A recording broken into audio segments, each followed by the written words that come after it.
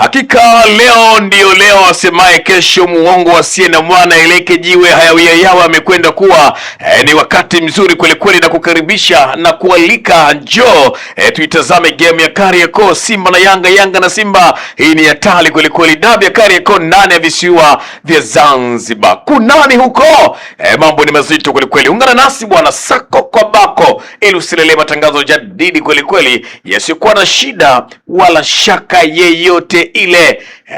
Mambo yako njema kweli kweli. Ungana nasi kwenye uchambuzi, tutakutangazia pia dakika zote 90. Sisi ndio sisi, tuko tayari kukuhabarisha. Niko hapa mchambuzi wa dhamu Katalambula Yusufu. Mzio, mambo vipi? Kwa vizuri bro? Ya, nipo vizuri. Uzima upo na hulalamiki? Kabisa. Ni jambo la kumshukuru Mungu kweli kweli. Yep. Ile siku ya deni ndio leo. Ukisikia siku ama usiku wa deni uchelewi kukucha, ndio umeshakucha. Ndio. Na hii ndio siku ya deni, na huu ndio muda wa deni. Ndio umefika hapa. Yes. Bwana, kabla tujatazama vikosi vya timu zote mbili kwa maana ya Simba na Young Africans, tujaribu kutazama pia kwako binafsi, ukiutazama vizuri baada ya maneno mengi kuzungumzwa. Huu ni mchezo ambao umeteka hisia za namna gani kwa wanasoka, lakini pia kwa ujumla nini hasa ambacho tunakitarajia kwenye mchezo mkubwa wenye hadhi ya nyota tano kwenye ardhi ya Tanzania, Simba dhidi ya Yanga? Kwanza, huu ndo mchezo ambao tunaweza tukasema kama kitambulisho cha soka la Tanzania. Okay. Kwa maana wewe ukiulizwa unafanya kazi sehemu gani, unaambiwa onyesha kitambulisho. Yes. Sasa soka letu sisi linatafsiriwa na mchezo huu, na moja ya dabi bora sana. Mara ya mwisho dabi ya Kariakoo ilikuwa inashika nafasi ya 5 miaka kama 3-4 hivi ambayo imepita kwa takwimu ambazo wameziweka, ikiwa inaongozwa na dabi ya Cairo, kuna dabi ya Soweto, dabi ya Casablanca, lakini unakuta dabi ya Kariakoo ndo dabi ambazo huwa zimeteka hisia za watu wengi sana. Yes. Lakini hii ambayo tunaenda kushuhudia leo ni dabi ambayo inategemea, inaweza ikawa na mvuto lakini inaweza isiwe na mvuto, kwa sababu ndani ya wiki moja zinaenda kuchezwa dabi mbili. Dabi mbili. Yes. Very sure, very yeah, sure. Kwa hiyo kuna namna fulani watu wanaweza akacheza kama kujigawa, kwa sababu game zote zimekuwa na faida. Hii ukishinda unachukua kombe, lakini ile ya kule Simba anaitaka zaidi, kwa sababu kama atamfunga Young Africans, kwa maana atapunguza gap la pointi 5. Okay. Lakini Young Africans pia anahitaji zaidi, kama atapata sare, kwa maana zitabaki pointi 5. Kama atashinda zitaongezeka mpaka pointi 8. Kwa hiyo unaweza kuona michezo yote imekaa kwenye mtego. Kwa hiyo ina umuhimu michezo yote. Okay. Kwa hiyo kama moja ya timu kati ya hizi nguvu yake atawekeza zaidi kule, kwa maana anaweza tukashuhudia mechi ikapoteza mvuto. Lakini kama wote wakaamua nataka tushinde zote, unaweza tukashuhudia leo game tamu, game nzuri, game bora. Lakini pia na mechi ya Dar tunaweza tukashuhudia kitu bora. Lakini hapa ndipo na record ya mechi 19 za mwisho ambazo wamekutana katika michuano ya NBC Premier League tunazungumza. Okay, yes. Kwa sababu kukutana huko Zanzibar inakuwaga mara chache sana kutokea. Yeah. Kwenye michezo 19 Simba amefunga magoli 32, kamfunga Young Africans. Okay. Kwenye mechi 19. Sawa. Lakini Young Africans yeye amefunga magoli 44 dhidi ya Simba. Okay. Lakini Simba magoli ambayo wamefungwa, kwa maana magoli 32 ni magoli ambayo Simba ameshinda. Sawa. Mbele ya Young Africans. Sawa. Na Young Africans magoli 44 ni magoli ambayo yeye ameshinda dhidi ya Simba. Lakini magoli ambayo Simba amefungwa ni magoli 28. Wakati Young Africans amefunga magoli 39. Okay. Kwa maana hapa tunaenda kuangalia sasa magoli ambayo penalty ambazo Simba waliwahi kuzipata mbele ya Young Africans. Simba amenufaika kwa penalty 2, lakini Young Africans amepata penalty 5 kwa nyakati ambazo wao wamekutana. Kwa hiyo unaweza ukaona kwamba ni mchezo ambao umekuwa na attention kubwa sana. Ni mchezo ambao unamhitaji muamuzi wa leo awe makini sana, kutokana na kile ambacho kimezungumzwa. Nadhani hata wewe umepata hiyo taarifa kwamba watu wanamnasibisha Yes. muamuzi na upande mmoja kati ya timu hizi mbili. Kabisa. Yes, kwa maana upande gani? Taarifa za kutoka kwa baadhi ya wanachama wa klabu ya wekundu wa Msimbazi Simba kama Kisugu na wenzie wanasema mwamuzi wa leo huyu ambaye anapuliza kipenga bwana yule ni mwanachama wa klabu ya Yanga kwa mujibu wa video zinazoendea mtandaoni. Okay. Anasema na anajua vizuri ni mwanachama wa tawi, ametaja ni tawi sasa kule Zanzibar. Sasa mbako najiuliza imekaje, ni kweli ama ndio kurukaruka kwa maharage, ama ameshachungulia kaona hapa kuna shida, watu tutafute sababu ama mlango wa kutokea, ili ikitokea la kutokea ionekane kwamba sisi tulijitahidi. Akipigwa anasema ukweli. Ukimkamata vizuri ukamhoji, yes, anaweza akakwambia ukweli. Kama tunaweza tukataka tena vithibitisho kama rais wa hapa Ndabayankata naye inabidi atoe vithibitisho kile ambacho amekizungumza.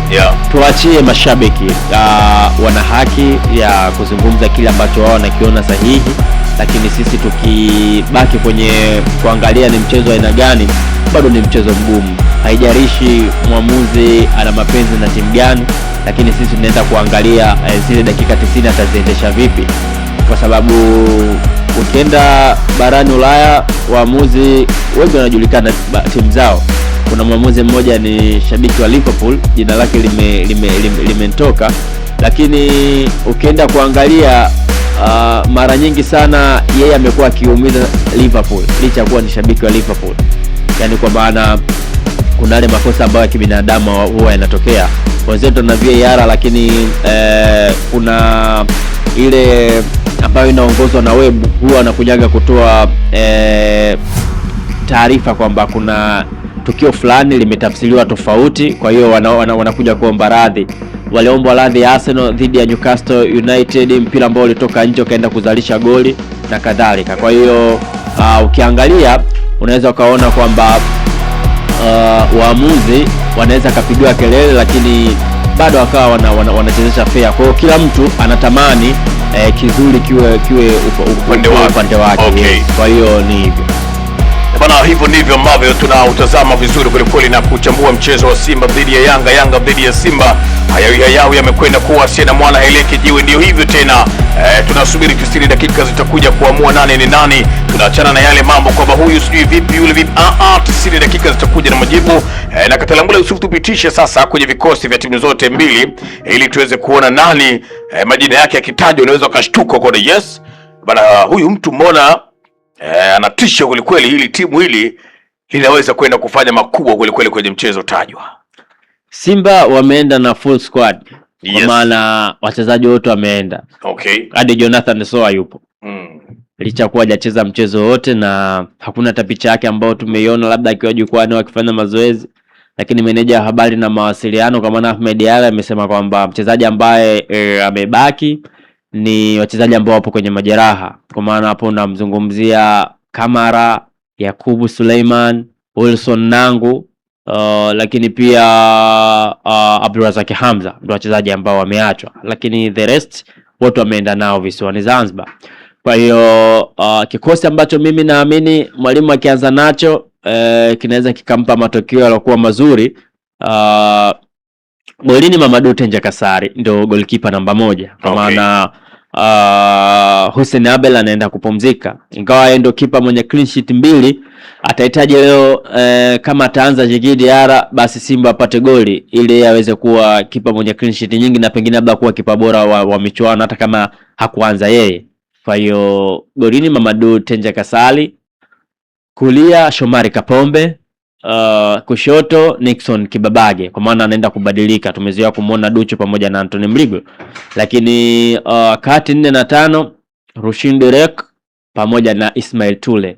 Mara zote ndo kimekuwa kikosi hicho eneo lao la ulinzi wanaanza hivyo. Lakini tumeona kocha Steve Barker akicheza na timu za madaraja ya kawaida huwa anatumia 4-3-3, lakini akicheza na timu ambazo zina uzani mzito kidogo anatumia 4-2-3-1, kwa maana anaingia na double pivot ya Yusuf Kagoma na Alassane Maodo Kante. Ukiangalia kwa mchezo huu hivi ndivyo ambavyo namuona mwalimu akiingia hivyo, kwa maana ni Yusuf Kagoma na Alassane Maodo Kante. Okay. Lakini viungo washambuliaji kwa maana watatu wa juu, kulia Libase Gie, kushoto mwalimu anaingia na Anicet Oura, alafu namba 10 Clatous Chota Chama, Triple C Mwambo wa Lusaka, alafu namba 9 Suleiman Mwalimu. Hivi ndivyo Mwalimu ambavyo anaweza akaingia, lakini kwa huu muda mchache ambao umebaki mpaka kufika katika game, tunahitaji pia ripoti pia kutoka kwa daktari baada ya warm up. Vipi kwenye hawa wachezaji wamekaa sawa na kadhalika, mabadiliko yanaweza kufanyika kutoka hapo.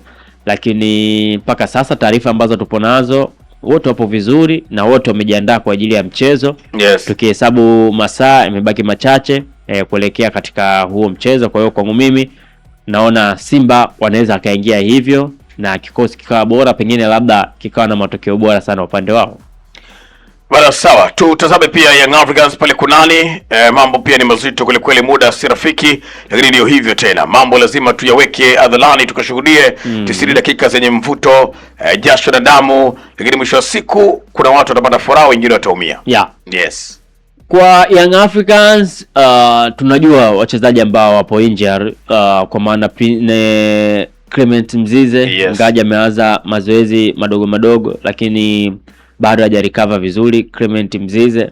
Lakini ukiangalia mchezaji mwingine ni Dickson Job ambaye atakosekana kwa msimu mzima ambao umesalia. Yes. Hao ndio wachezaji ambao wapo injured, lakini Dep amerudi, Prince Mpumelelo Dube amerudi.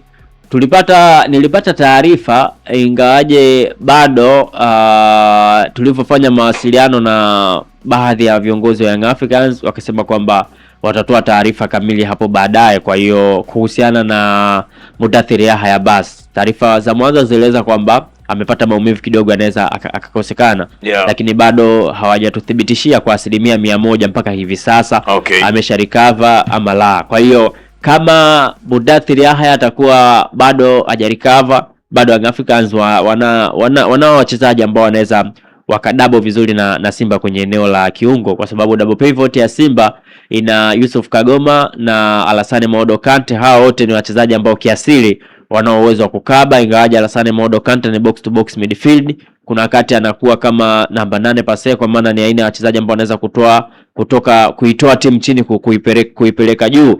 Ndicho kitu ambacho Mudathir Yahya basi pia alikuwa akikifanya katika kikosi cha Young Africans kabla mwalimu kumsogeza juu kwenye eneo la namba 10 kuona nini ambacho anaweza akakiofa kwenye hilo eneo. Kwa hiyo kama anakosekana yeye, bado kocha Pedro Gonçalves ataingia na kikosi cha 4-2-3-1 kama vile ambavyo anaingia Simba, na bato kubwa tutaliona kwenye eneo la kiungo, kwa maana golini Djigui Diarra screen protector atakaa kwenye ile milingoti mitatu. Lakini upande wa kulia namuona zaidi mwalimu akiingia na Yao Kwasi Tohura, amekuwa bora sana, lakini amekuwa mchezaji ambaye ana balance nzuri kwenda kushambulia, lakini pia kuzuia. Kwa hiyo kwangu ataanza yeye kwenye upande wa kulia, na kwenye upande wa kushoto Mohamed Hussein Zimbwe, baba malaika huyu, amekuwa akifanya bora sana kwenye hilo eneo. Kwa hiyo atakaa kwenye eneo la kushoto. Lakini 4 na 5 Frank Yasinki leo atakaa nje, kwa sababu ni mechi ambayo ina pressure kubwa sana na inahitaji wachezaji wenye uzoefu ambao hawezi kutingishwa na changamoto na milio na kelele za mashabiki. Kwa hiyo nategemea kumuona Bakari Nondo Mwamnyeto pamoja na Ibrahim Abdullah Baka. Hii ndio safu yao ya ulinzi ambayo Young Africans wataiunda.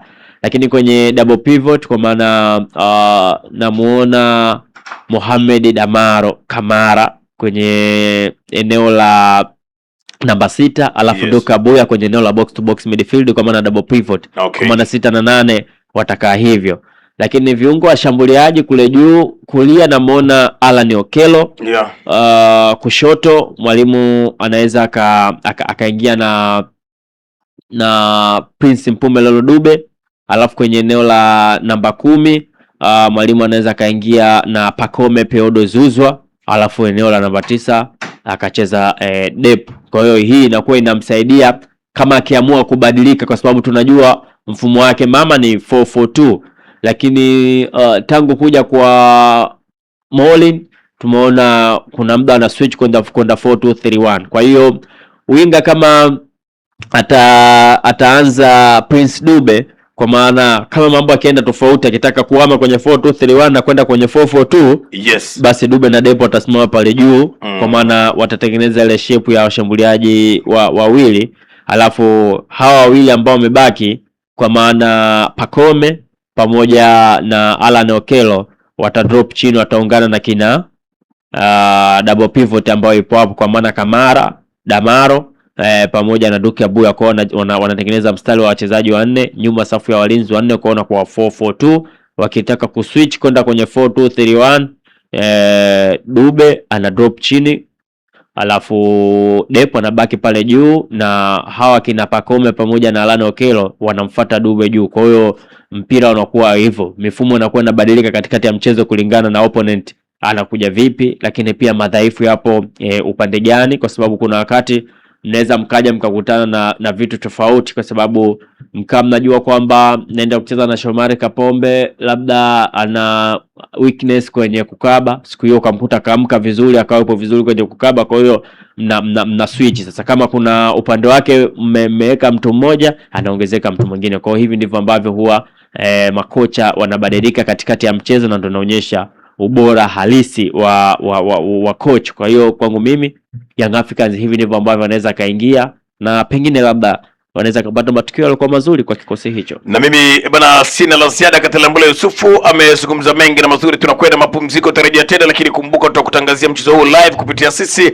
Usiondoke bwana, bado kweli kweli, mambo ndio kwanza yanaanza kukucha. Tukutane tena muda na wakati mwingine, toshe kusema wailalika